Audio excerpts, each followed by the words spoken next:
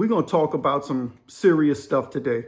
We're not going to do the usual content that I usually do about telling stories about people in prison, but I'm going to talk about some real stuff that's going to help you stay home from prison. I'm going to talk to you about some stuff today that's going to help you, chart a course in your life that's going to put you on a path to success. Enough of constant failure. Aren't you tired of being a failure? Aren't you tired of constantly failing at everything you try? I know I am, and I know that I was. And the only way that I was going to change the failure in my life was changing the way I think and the way I act and the way I respond. And that took time, effort, and energy. But it also took me looking in the mirror and saying, you know what? This is on me. Something has to change, and I can't expect the environment around me to change, because I don't have any control of the overall environment. When I was in prison, I didn't have control of the prison environment. The convicts, the inmates, the guards, the warden, they all had control of the environment. But what I can control was myself. What I can control was my bunk. What I can control was my property. What I can control was me. And even to a degree, my bunk and property was still controlled by the state. And if a convict wanted to, they could still break in my locker and steal. I had things stolen from me twice in 10 years that I did in prison. Only 2 times that I have anything stolen from me. And it happens. It can happen to anybody. It can happen to the toughest of the toughest, which it usually doesn't happen to the toughest of the toughest, because the toughest of the toughest will just put a shank in you if you steal their stuff. Now, here's the thing, man. I want to talk about a change of course and charting a new course for your life. To chart a new course for your life means you have to say that something is wrong in the first place, or something's not going right, or you don't like the direction that you're going. So that means you have to change the direction. That's what charting the course means. That is something that we're actually doing in my church at the moment. Something that myself and the other elders and pastors spoke about was a system that we call charting the course, which took place in 2026. But I believe we can implement charting the course anywhere in our lives, in any area of our lives. And I think it's something that I would like to share with you today. So I wrote down some bullet points on my little note card and some stuff that I thought that would be really interesting for us to discuss and talk about. And the first thing that I wrote, because I saw another video about somebody talking about, or the title was, why I don't go to the nightclubs anymore, or why I'm not interested in the nightclubs. And this was coming from a person who was in their 50s. So my question was, my statement, should I say, is if you're fantasizing about going to the nightclub, you probably aren't ready for freedom. I'm going back to my first prison sentence. When I got released, I was 21 years old. I went in prison when I was 19 years old. I got out when 21, 22.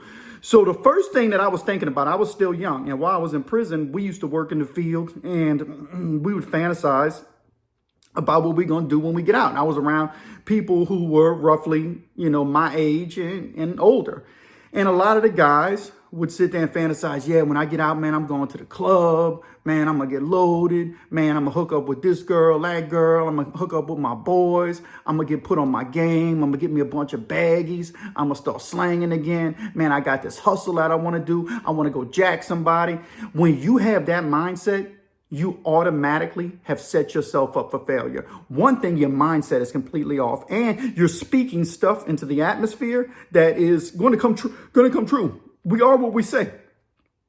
The power of life and death is in the tongue. You can speak curses on your own life. You can speak into existence another prison sentence. And that's exactly what I did to myself. I thought I was going to go home and have fun and go to the club and get loaded and party. That was my mindset. I wasn't changed when I walked out of prison at 21, 22 years old. And I wasn't ready. And I only lasted in society for 10 full months, y'all. 10 months.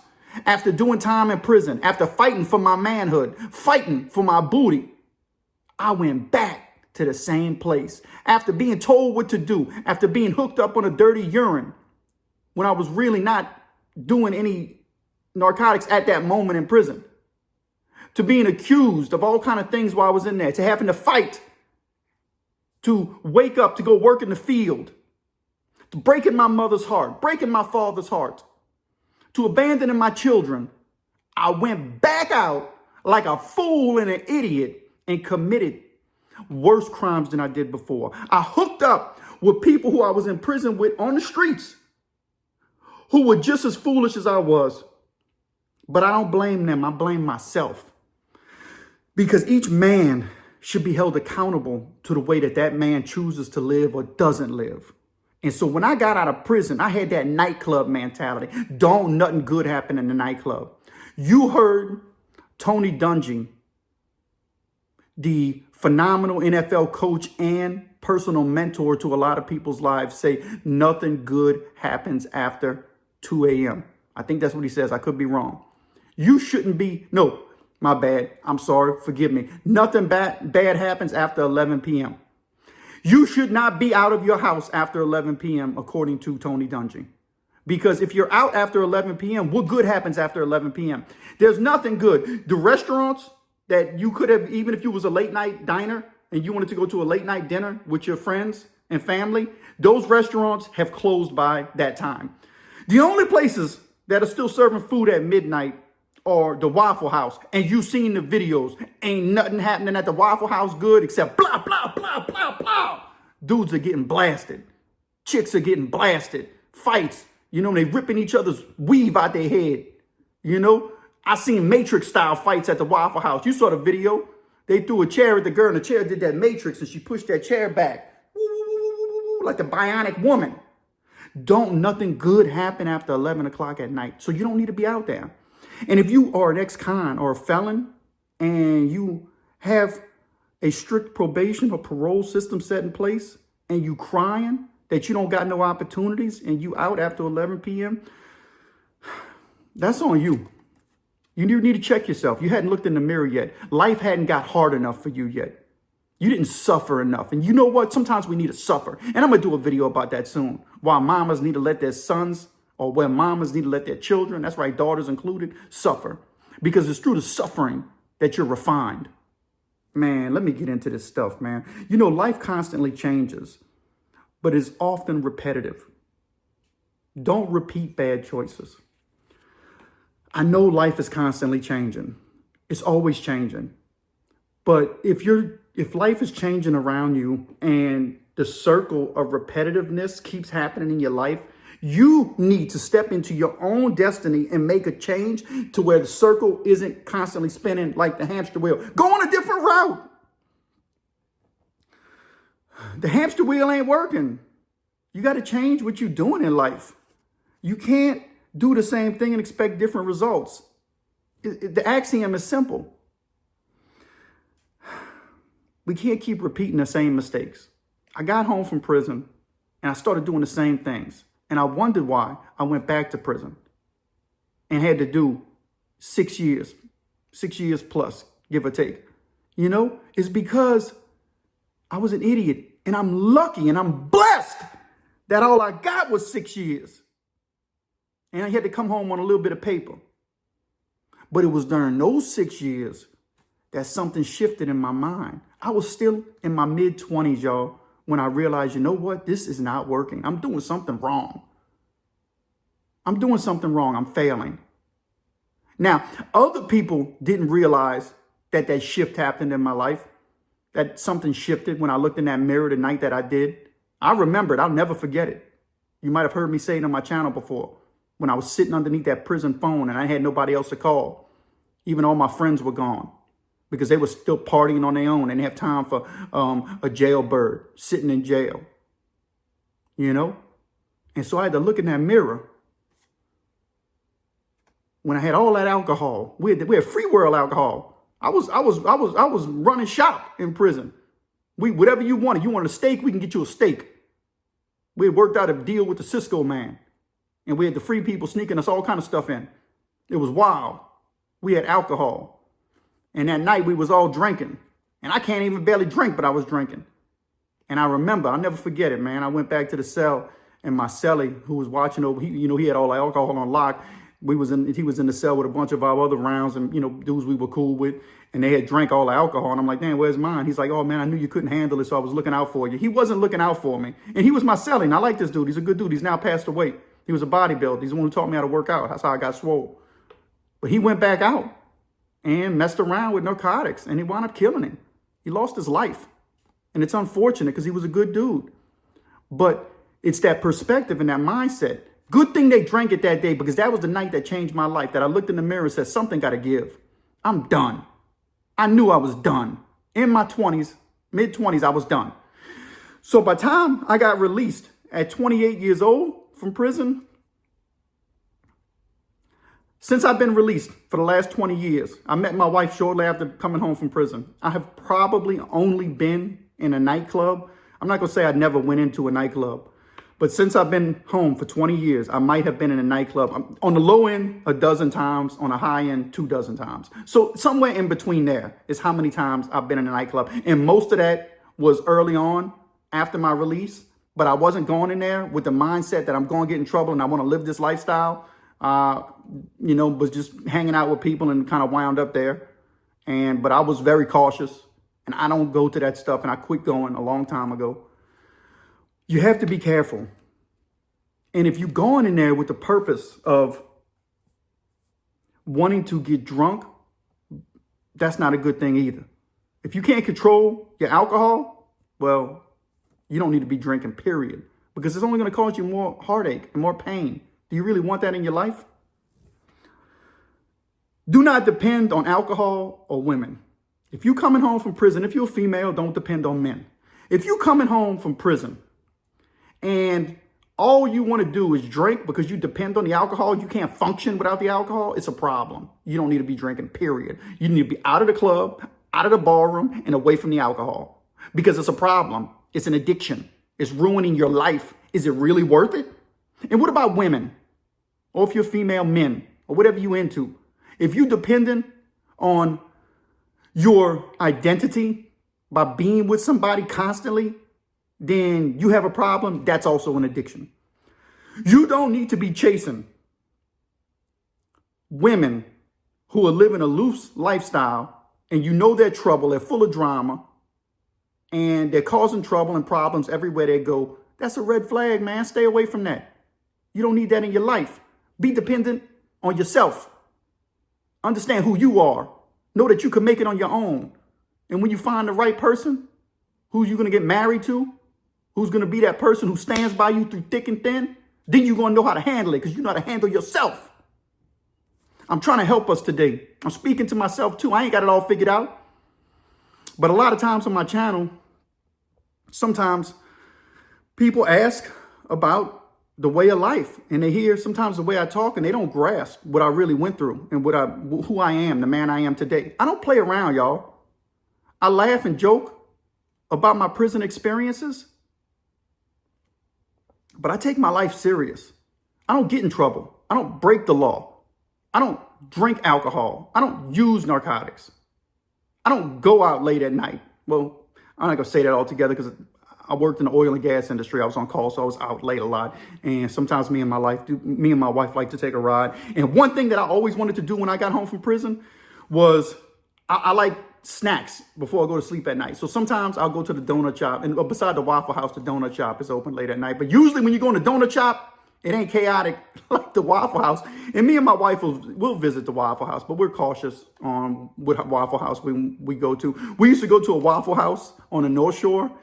And I'm not going to say the rapper's name, but the rapper's wife used to be, we from the New Orleans area, so you figured out she used to be in the Waffle House late at night drinking coffee, and she knew all the workers in the Waffle House, and I guess she just needed a place to vent and people to talk to, and she would be in there, and me and my wife would be having our breakfast, late night breakfast and coffee, and we would be listening to this rapper's wife talk, and we heard all kind of stories about all kind of celebrities that she'd been around. It was like, whoa, that's crazy, And so, there are things you can do, Is it a crime to go out after 11 o'clock at night? No, it's not.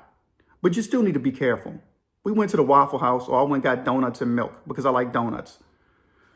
But you need to be careful on what you're doing, man. And you don't need to be reliant. And if you can't control your addictions, you definitely don't need to be putting yourself in circumstances where your addictions are going to rule your life.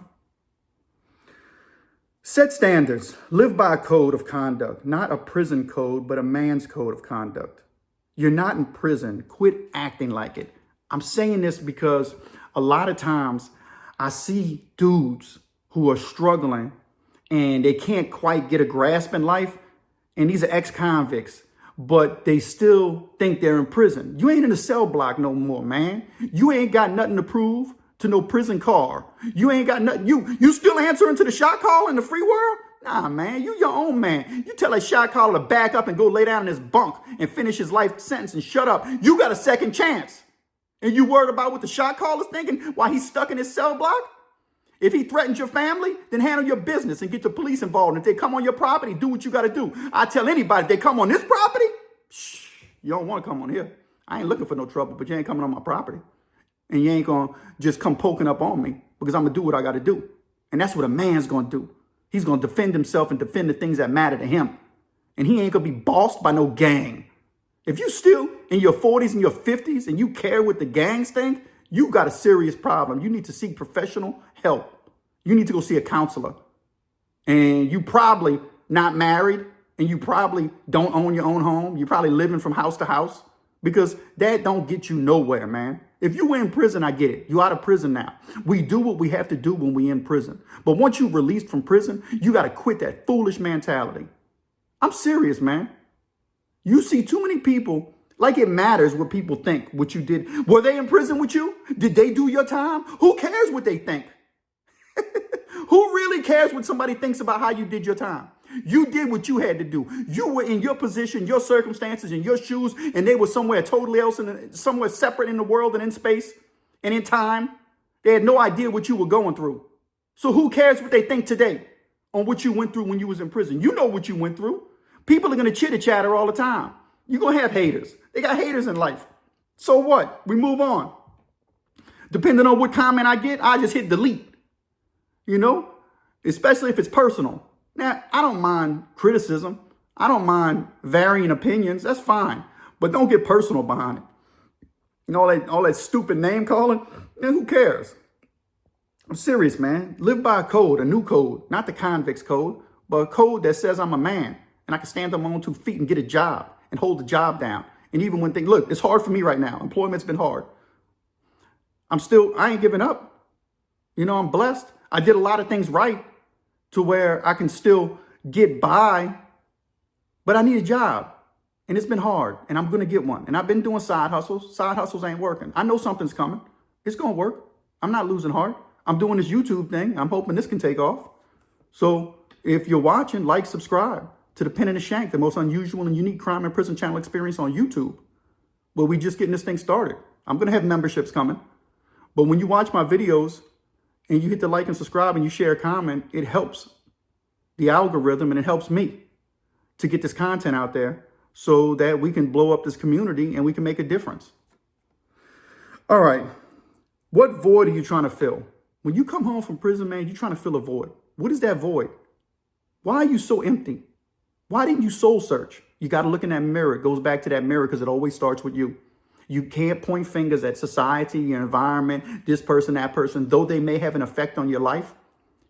Only you can control your life. You can limit how they control your life, right? The system can put you in jail, but they can't tell you how to wake up and feel every single day. That's on you. You can still have hope, even with a life sentence. With a death sentence, you can wake up and have hope. I've seen stories. I've seen some phenomenal stories where men have changed their lives. Everybody else is still talking about them in the past sense. But when you listen to them in real life, Tommy Silverstein is a good example.